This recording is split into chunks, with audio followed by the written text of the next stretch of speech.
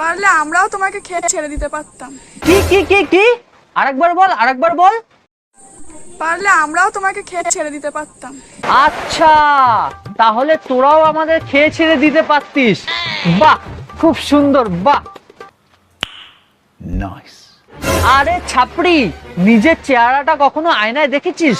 দেখিসনি মনে হয়। দেখলে হয়তো এই কথাটা বলতে পারতিস না। দাঁড়া, আমি একটু পাবলিককে তোর চেহারাটা দেখিয়ে নেই, নাইলে তারাও কিছু বুঝতে পারবে না।